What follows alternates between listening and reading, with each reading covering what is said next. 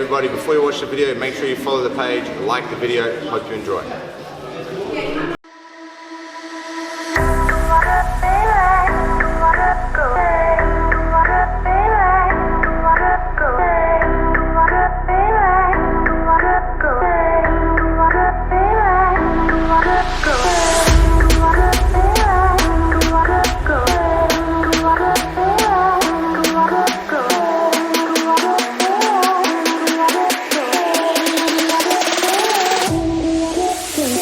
It's hard to force everyone to do it, you know. Like people still gonna say like, if they don't wear the gear, I'm not gonna give anyway, you know. So it's a hard one. Hey, it's a polemic one. I just wanted to ask something, like, sorry, just mention something from before as well. Like, you guys were talking about like the balance between like business and martial arts and stuff, but I think this whole conversation around competition is synonymous and connected as well. So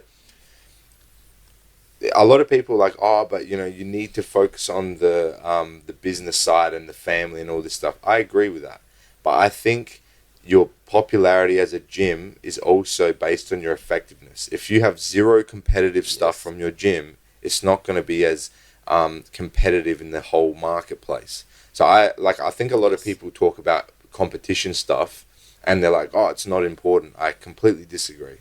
I think even the people that aren't wanting to compete, they still want to belong to an effective gym. They want to belong to a gym where at least somebody there is effective and has a high standard of competition.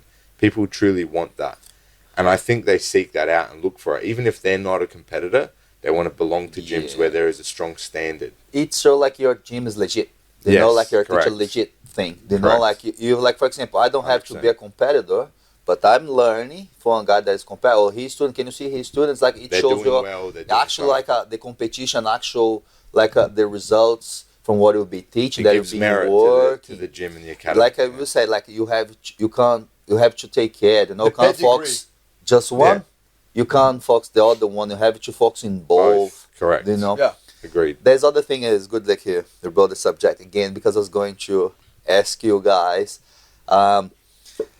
You have someone that I know in Brazil. He's 3 stripes. When I think he got the 3rd stripe, he got a letter to be invited to start rolling. So he has to wait for the 3rd stripe to roll. Before the 3rd stripe, he couldn't roll, just positions. Yeah. So, and it's actually a base place. You know, it's a good place. I'm not gonna say the name because it's not. I think that's professional, but he has to wait for the 3rd stripe. Imagine like pretty much almost getting more than halfway for blue belt. If you wanna compete, what are you gonna do? You know, it's like it's hard. You know, I think you limit then lots. You know, so what do you think? Like wait 3 stripes to start rolling? Look, I wouldn't do that. Like I think we do something slightly different here. We make people wait 8 weeks before they do live submissions, so they can roll, but they just have like different win conditions. So they don't do submissions live, like trying to hurt each other for the first 8 weeks or so. But I think you can, like, whether or not that's the problem is like you can make the argument for different levels or types of people. I think for people that are never going to compete and they're here just to have fun and enjoy it, I think that's probably a good thing to employ. It's a good thing to implement. Yes, I think like if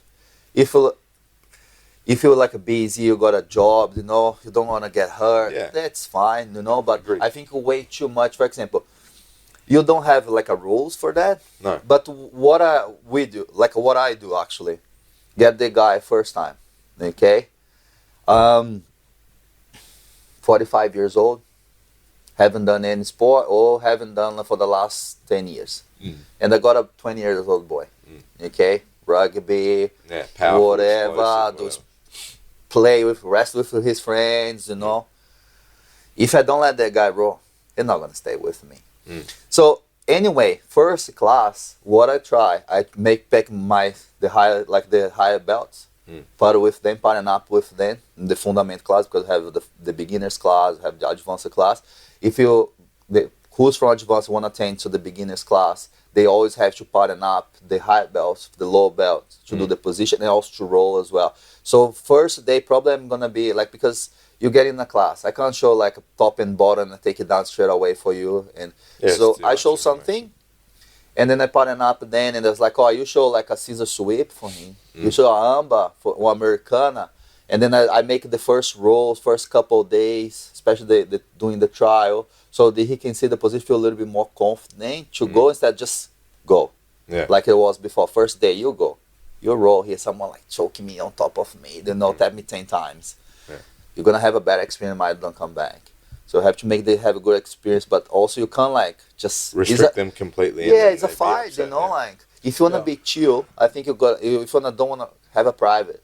But that's kind of what I was going to lead to saying. I think you have to be, like you guys were talking with the same thing about like introducing no-gi stuff and grading people. I think that comes down to the experience of the coach or the instructor. Like you have to recognize like, all right, the guy's 45 years old, he's old, he's out of shape, he's, you know, got bad knees and stuff. He doesn't need to roll hard, or he can just go over positions and he's probably happier doing that.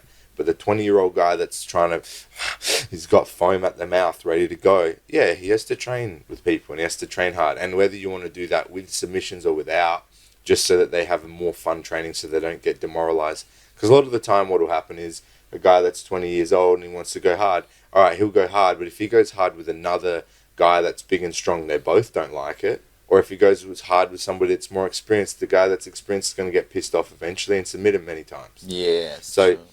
all right, let's remove the submission. This is the goal. This is the goal. It's not as extreme. It's just like taking the knockout punch in sparring training. You can't knock people out every training. You guys will never be able to do anything long term. So you have to take away certain things and restrict sometimes to help people. That's what we do here. We Yeah. remove the submission, you know what I mean? I think people have a bad attitude towards restriction now, though. I think, like... oh, why Because you already can't know. do heel hooks? Yeah, Why you they can't already do know. this? No, but just in general, like even in the culture, like I'm saying, it's not to do with jiu-jitsu. It's to do with the culture of people. Don't They be see- told. Hey? Don't be told. Yeah, they Yeah, have an you issue can't. with any amount of restriction.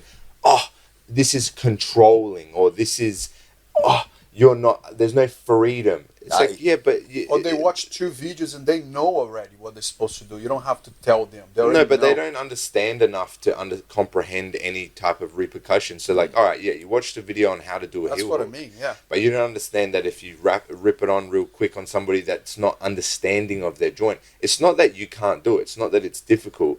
It's about safety of other people. You still don't know the limit. Yeah, how much correct. I can extend one arm. Exactly. How much I can like extend your knee. You know, like That's why for the first 8 weeks, it's very practicing very it, yeah. smart. You know, like I do with the kids when they started. I don't let the kids like, especially like first weeks, no submission. Yeah. Because especially for kids, man, you get choked. Yeah, they And you feel very forget uncomfortable. how to tap. Yeah. Someone's gonna choke you. How many times you've been here, kids? Sometimes, like, especially the beginner one, they don't tap and they start crying because they just being choked. Sure. Yeah, I You heard my know? throat. Yeah, correct. They Yeah, don't know. Yeah. man, you like first time ever that you're feeling they're gonna die. Yeah. You're a kid, you don't wanna come back. You don't know what to do. So like, or even on our first class, the 4 years old, 5 years old, no submission. It's just like take it down. But I think with the adults, I think it's good too. Yeah, I would it's I would good. get people to first practice the movements, understand like, Yeah. oh wow, this is not good for my body, whatever. Before, you know what I mean? Like Just- you go here, go in there. You're training with somebody that has got more understanding than you. You've not done an armbar before. You know that you have to tap if something hurts, but man, you're not going to understand how far to push yourself, resisting, and then you pop your elbow or something. Especially Like if they go someone weaker. yeah. You got a 15 years old, 16 old in the class. They had 3 stripes. You got the guy or blue belt already, or the girl blue belt. Get the guy there strong. It's like, oh, he's a blue belt, so he can handle it. And then he go crazy and go submission, and that's happened a lot as well. Have to be watching, be on top of these guys like all the time. Yeah, we try to put partners with correct people and stuff too. But I think that's a good point about like this is again another very nuanced answer or question. Like, man, it depends on the situation. It's very subjective. Like, there's times where people should train straight away. Some people, like maybe when you first started training because you were so naturally gifted with the movement and stuff because of capoeira, man, you could go and do hard training straight away. I was wrestling with my friends before. Yeah. I used to train with them before, like I don't know, a couple weeks, like just go on weekends, you know. Hey guys, thanks so much for watching the video. If you haven't yet already, make sure you subscribe, like, And again, go and check us out on Facebook, on Instagram, like all our platforms. Give us a follow at bjj.101 on Instagram, and go and check out bjj101.com.au to access the full video library.